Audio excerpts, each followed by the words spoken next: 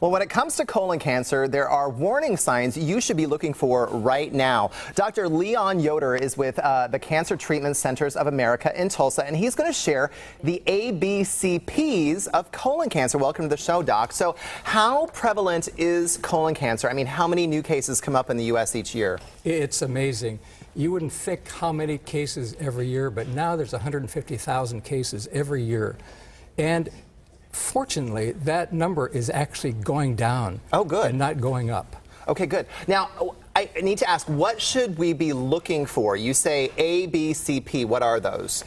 You know, those are signs or symptoms that might herald a colon cancer. A, anemia, if that may be a sign or a symptom. If your skin is pale, if you're tired or weak, or your doctor does a blood count and you're anemic, that may be the first sign. The other one is blood in your stool. All of a sudden, in the last few months, you've seen blood in your stool and you can't explain it. That may be another one. The other one is change in your bowel habits. Everyone always has a few changes in their bowel habits, but they go away.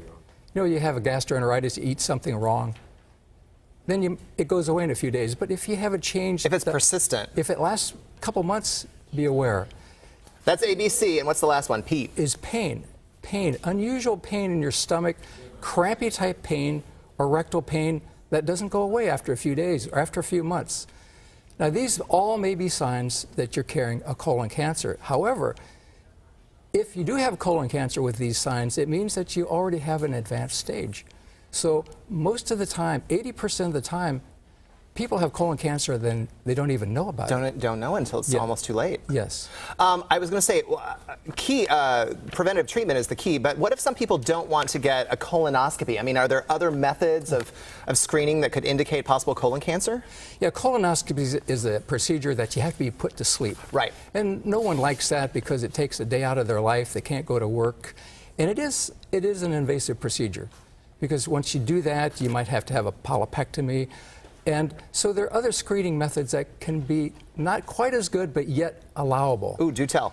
And not too many people would argue with this one. Say, doctor, he said, anything but a colonoscopy, can I have maybe a stool fecal occult blood test?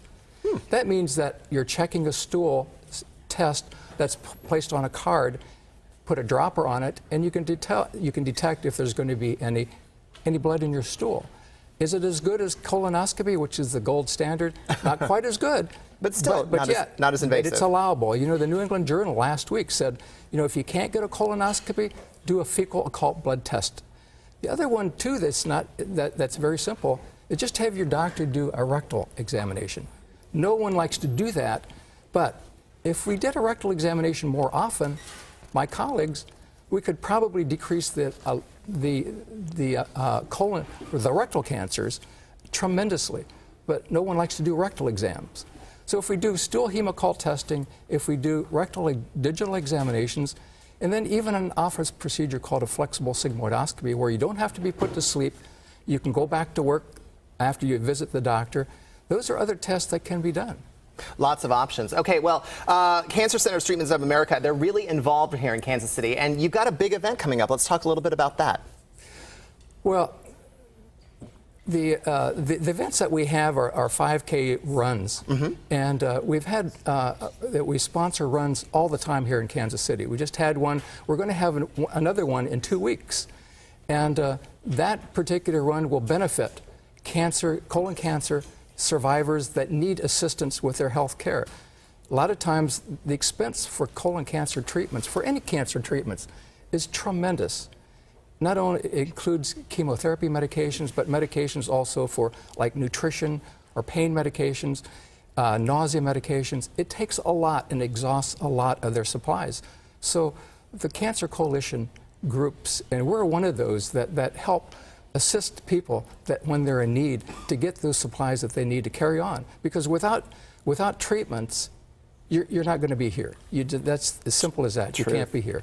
The Bringing Up the Rear, I love the name of that. The Bringing Up the Rear 5K is Sunday morning, October 13th in English Landing Park in Parkville. Registration is $30 for adults and $20 for kids ages 12 and under. Cancer Treatment Centers also offers a free quarterly magazine called Cancer Fighters Thrive. So if you're interested in a subscription, head to our website, kclive.tv, later today to find the information you need to get your free subscription. Doc, thanks so much for coming on board You're very today. welcome. All right.